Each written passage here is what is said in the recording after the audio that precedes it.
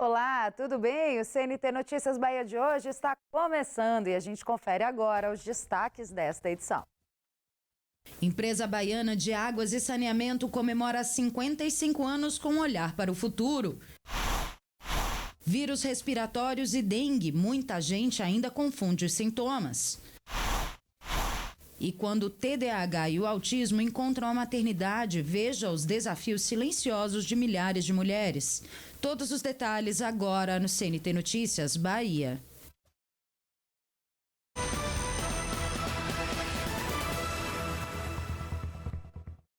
A Embasa completou 55 anos de atuação na Bahia, reforçando o papel da empresa no abastecimento de água e no saneamento básico em centenas de municípios do estado. Durante essa celebração, houve um destaque para os investimentos feitos nos últimos anos e os desafios para ampliar o acesso da população aos serviços de água tratada e esgoto sanitário. A empresa baiana de águas e saneamento, a Embasa, celebrou 55 anos de atuação. A cerimônia marcou também o lançamento da nova identidade visual da empresa. Hoje, a Embasa é responsável pelo abastecimento de água em 368 municípios baianos e atende cerca de 9.800.000 pessoas com água tratada. Já o serviço de esgotamento sanitário chega a 122 cidades, beneficiando mais de 5 milhões de moradores. Até 2033, todo o Brasil deverá oferecer 99% da população terá que ter água tratada e 90% terá que ter esgotamento sanitário. Nós estamos trabalhando bastante para correr atrás da meta, para realizar, porque eu entendo que água não é privilégio, saneamento não é privilégio.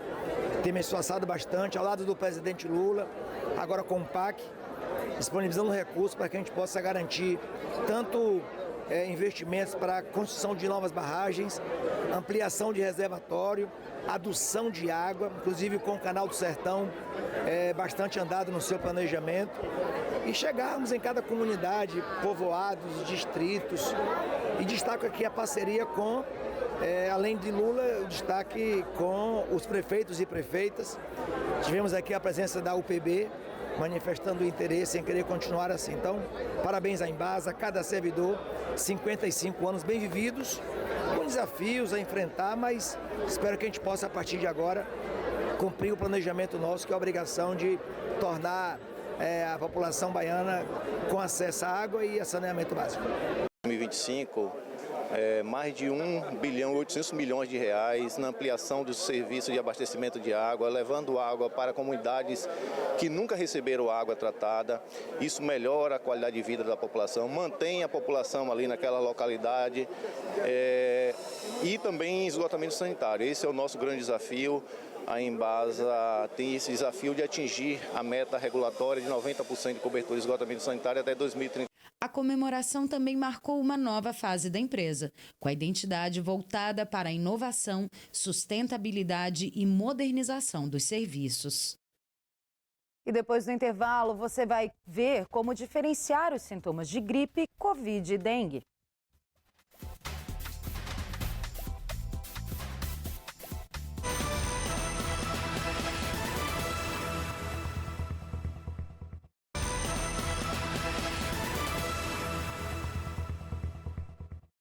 Nessa época do ano, costuma aumentar os casos de algumas doenças em Salvador. De um lado, os vírus respiratórios, como a gripe e o Covid, e do outro lado, a dengue, que é transmitida pelo mosquito. E como muitos sintomas são parecidos, muita gente acaba confundindo, mas alguns sinais ajudam a diferenciar cada doença. Com mais chuva e mudanças no clima, aumenta também a circulação de vírus respiratórios e a proliferação de mosquitos da dengue. Febre, dor de cabeça e dores no corpo aparecem em várias doenças, e isso acaba gerando dúvida em muita gente. Essa confusão é comum, principalmente no início dos sintomas. Dor de cabeça, febre e dores no corpo podem aparecer tanto na gripe quanto na Covid e também na dengue. A Covid e a gripe são doenças respiratórias, transmitidas principalmente por gotículas. No caso da Covid, além da febre e da tosse, também podem aparecer sintomas como diarreia e dor abdominal. Outro sinal que pode surgir é a perda do olfato e do paladar, algo que não costuma acontecer na gripe.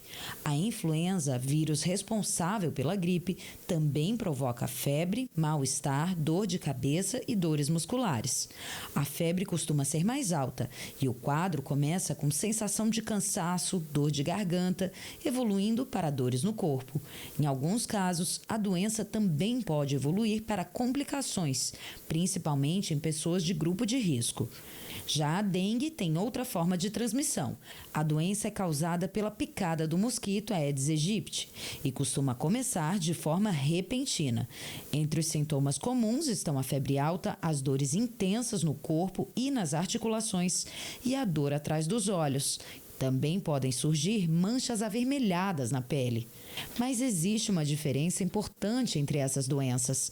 A dengue não provoca sintomas respiratórios, ou seja, quem tem dengue pode apresentar febre alta e dores fortes no corpo, mas não costuma ter coriza, espirros ou dor de garganta. Para identificar exatamente qual doença está circulando, unidades de saúde realizam testes e ajudam a confirmar o diagnóstico de Covid, gripe e dengue. Cada doença tem um tratamento específico, mas na maioria dos casos, o cuidado envolve hidratação e medicamentos para aliviar os sintomas. Diante de qualquer sintoma, a orientação é clara: procure uma unidade de saúde para avaliação e diagnóstico correto. E no próximo bloco você vai ver mulheres autistas e com TDAH que se desdobram para dar conta da maternidade.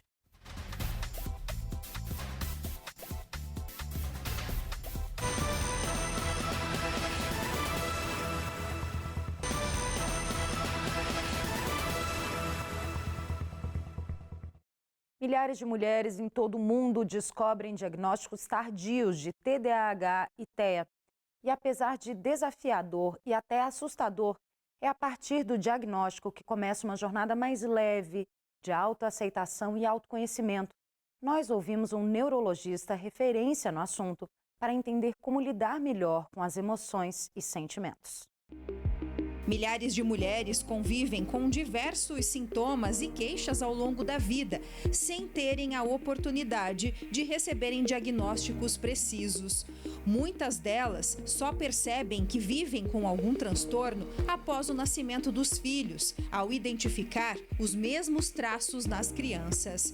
Esse médico, referência em autismo e TDAH, que é o transtorno do déficit de atenção com hiperatividade, explica quais são as principais características de uma mulher neurodivergente. Para o TDAH em mulheres, nós temos dificuldade crônica em focar em tarefas chatas, mesmo quando são importantes, procrastinação severa, acompanhada de uma culpa, esquecimento frequente de compromissos, dificuldade em fazer múltiplas coisas ao mesmo tempo, impulsividade emocional e a sensação constante de estar sobrecarregada. Já para o autismo, temos uma dificuldade em manter relacionamentos sociais, mesmo com o esforço, uma necessidade extrema de rotina e de previsibilidade, desconforto desproporcional com sons, textura, luzes, cheiros, um interesse intenso em tópicos específicos e uma dificuldade em entender o que as pessoas querem dizer sem falar explicitamente, quando fica nas entrelinhas, quando é subliminar, além de um cansaço social intenso após interações. Esses traços devem estar presentes desde a infância e os profissionais especialistas levam em conta a história de vida das pacientes e os impactos desses sintomas no dia a dia, na vida real. Essa terapeuta conta como descobriu e os desafios que enfrentou. Eu fui diagnosticada com autismo nível de suporte 1, TDAH e altas habilidades e superdotação já com 46 anos. Foi uma descoberta bastante difícil para mim na época, Isso aconteceu após o diagnóstico dos meus filhos. Então, durante uma vida inteira eu sofri com muita desregulação emocional, muitas dificuldades para compreender as pistas sociais ou o que as pessoas queriam me dizer. Então, por conta disso, desde a infância, adolescência, eu sofri muito bullying na escola, passei por bastante dificuldade relacional, tinha realmente problema nos trabalhos e acabava não ficando muito estável, né, no emprego, então isso gerou dificuldades financeiras diversas. Quando eu fui mãe, a dificuldade aumentou um pouco mais, porque eu tinha crianças chorando em casa, eu tinha toda aquela rotina diária, muitos estímulos, e era extremamente difícil lidar com aquilo. Estudos indicam que cerca de 96% dos indivíduos autistas apresentam dificuldades de processamento sensorial. Já em relação ao TDAH, historicamente o transtorno foi mais associado a meninos hiperativos e impulsivos. No entanto, a ciência moderna revela que ele se manifesta de forma diferente em mulheres, o que contribui para um subdiagnóstico massivo. No caso das mulheres adultas, é uma sobrecarga invisível, é um excesso que ninguém vê. Procurar ajuda de uma equipe multidisciplinar pode mudar todo o contexto para melhor. Saem a culpa, o medo, o sentimento de impotência e entram em cena a aceitação, o entendimento e uma maternidade mais saudável e equilibrada. Quando você entende como o seu cérebro funciona, você pode parar de lutar contra ele. Pode buscar ambientes e relacionamentos que funcionem com você e não contra você. Pode desenvolver estratégias que realmente funcionam para você. E aí eu costumo dizer para os pacientes que o diagnóstico ele não é uma sentença, ele é uma ferramenta, é um mapa, é clareza. E clareza permite ação. Ação para você viver melhor, de forma autêntica. E clareza permite ação. Ação para você viver melhor, de forma autêntica e funcional.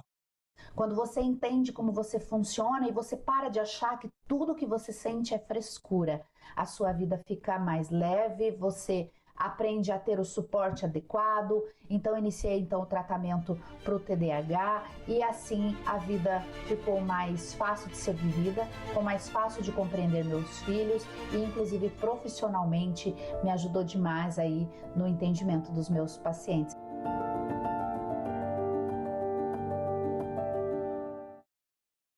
E o CNT Notícias Bahia de hoje fica por aqui. Fique ligado na programação da Rede CNT, onde você estiver, pelo aplicativo CNT Play. E a gente se vê na próxima edição. Até lá!